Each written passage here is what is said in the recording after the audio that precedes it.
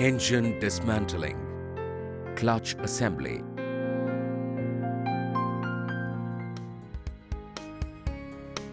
The clutch assembly should be removed as a whole unit if it does not require inspection.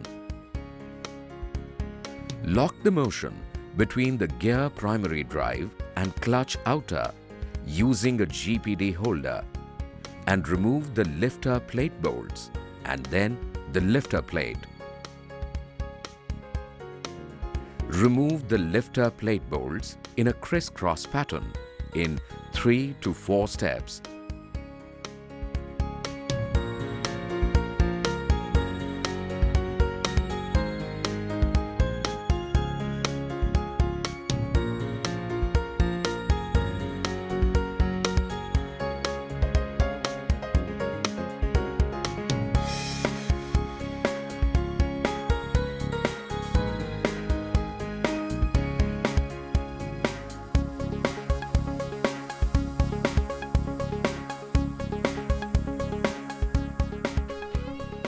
Remove the clutch spring.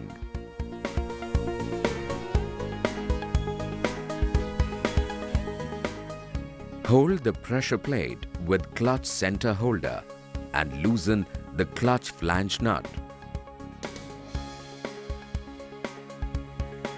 Remove the clutch flange nut and the plain washer. Remove the clutch plate assembly. Separate the pressure plate. Remove the disc clutch friction and clutch plate alternately.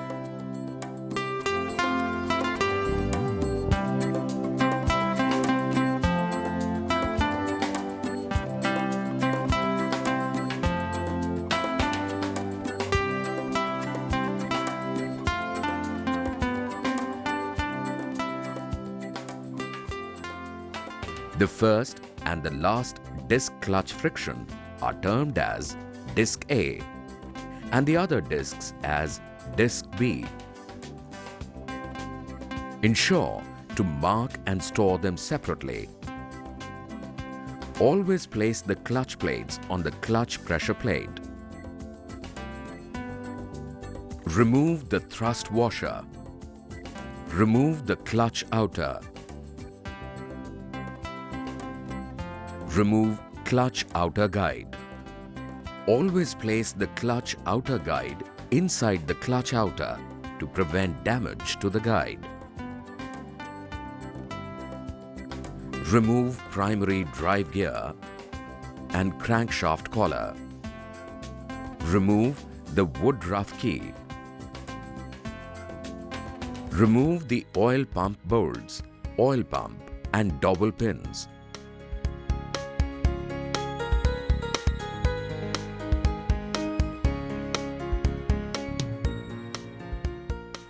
Apply multi-purpose grease on the gear shift spindle serrations.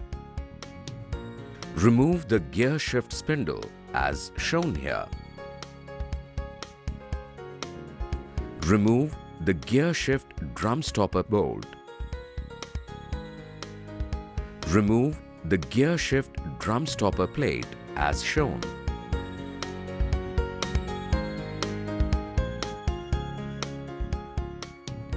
Remove the gear shift drum pins. Now remove the circlip and thrust washer. Remove kickstarter idler gear, bush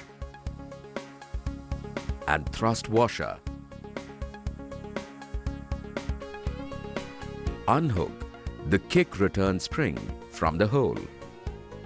Remove the kick spindle assembly by slightly rotating it anti-clockwise to avoid the kick stopper plate coming in between.